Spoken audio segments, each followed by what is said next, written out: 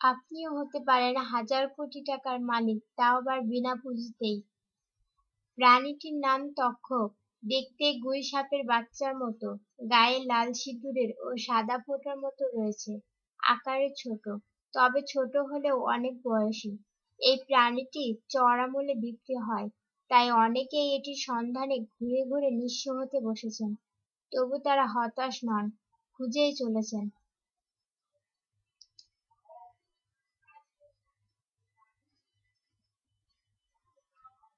এই প্রাণীর দুই ধরনের পা রয়েছে, কোনোটার মুরগি পা আর কোনোটার হাঁস পা। হাঁস পাগুলোর দাম খুব বেশি, সর্বনিম্ন ৯.৫ ইঞ্চি লম্বা, ৫২ গ্রাম ওজনের হাঁস পা চলে। এর কম ওজন বা লম্বায় ৯.৫ ইঞ্চির ছোট হলে চলবে না। ইঞ্চির মাপ ধরা হয় চোখ থেকে লেজের শেষ পর্যন্ত। মুরগি পাগুলো ২৫৫ গ্রাম ওজন ও ১৫.৫ ইঞ্চি লম্বা হতে হবে। এছাড়া একটি আছে বার্মিজ। বার্মিজটা ওজন ৩৫০ গ্রামের নিচে হলে বিক্রির অনুপযুক্ত। এটি সরীসৃপ জাতীয় প্রাণী। এরা নিশাচর, গাছের গর্তে বাস করে। বিভিন্ন পোকামাকড়, পাখির ডিম খেয়ে এরা বেঁচে থাকে। বাংলাদেশ থেকে শুরু করে অস্ট্রেলিয়া পর্যন্ত কিছু কিছু দ্বীপাঞ্চলে এই প্রাণী রয়েছে।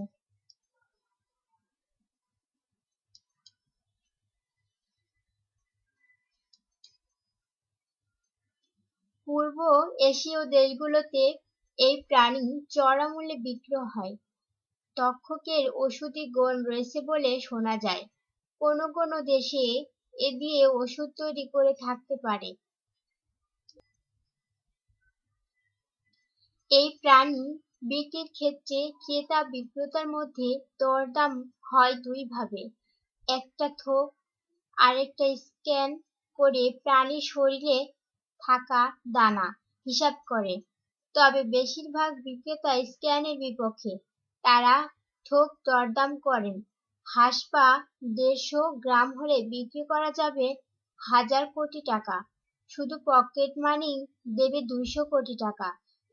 এটা ১,০০০ কোটি টাকার অতিরিক্ত। দেশের যেখানেই থাকুক না কেন সেখানেই বায়ার যাবে, হেলিকপ্টারে গিয়ে নিয়ে আসা হবে। বাগেরহাট মোড়লগঞ্জ উপজেলার আব্বাস নামের এক ব্যক্তি জানান, তিনি অধিক লাভবান হওয়ার জন্য এর পেছনে অনেক টাকা খরচ করেছেন। ফিরোজপুরের লাজিপুরের একটা কিনতে গিয়ে ৫ লাখ টাকা ধরা খেয়েছেন। তারা যেটা দেখেছিলেন বাক্সে দেওয়ার সময় আরেকটা দেয়া হয়, বাসায় এসে দেখলেও সেটা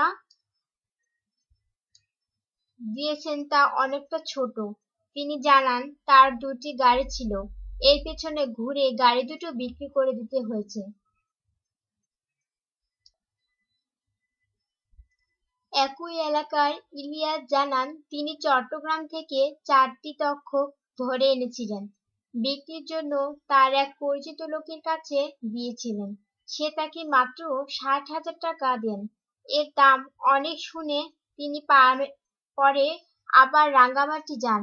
এই প্রাণীর সন্ধানে যেখানে যাওয়ার পর ওখানকার সিন্ডিকেটের লোকজন তাকে ধরে মারধর করে। তার টাকা পয়সা, মোবাইল সবকিছু রেখে দেয়। বেঁচে ফিরতে পেরেছেন তাই আল্লাহর কাছে হাজার শুকরিয়া। তক্ষক দিয়ে কি করা হয় জানতে চাইলে কেউ বলেন, প্রাণীটা পুরো গলিয়ে ক্যান্সার সহ দুরারোগ্য ব্যাধির ওষুধ তৈরি করা হয়। এই প্রাণী কাউকে কামড় দেওয়ার পর তা ঘা হয়ে শুকিয়ে গেলে ওই ব্যক্তির শরীরে কোনো ধরনের রোগ জীবাণু থাকবে না।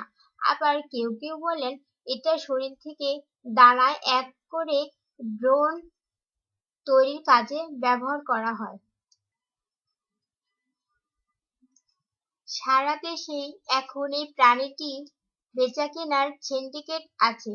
ঢাকা থেকে যারা কিনতে চান তারা প্রথমে জেলা শহরের সিন্ডিকেটের কাছে প্রাণীর ছবি চান, পরে সদ্য করা ভিডিও, এটা কোনো পত্রিকার ওপরে ডেডলাইনের পাশে রেখে করতে হয়।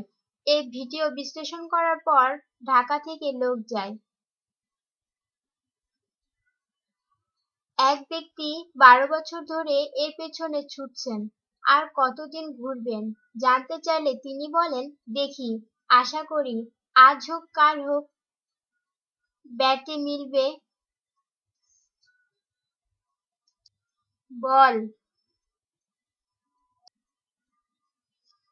ধরুন বিক্রি করে 1000 কোটি টাকা পেলেন, কিন্তু টাকার লেনদেন কিভাবে করবেন? তিনি জানান, আমরা তো অনেক লোক, ইউরো নেব, তাছাড়াও অন্য ব্যবস্থাও করা যাবে। এতে টাকা পেলে কি করবেন জানতে চাইলে তিনি বলেন, আমি একটা টেলিভিশন চ্যানেল করব।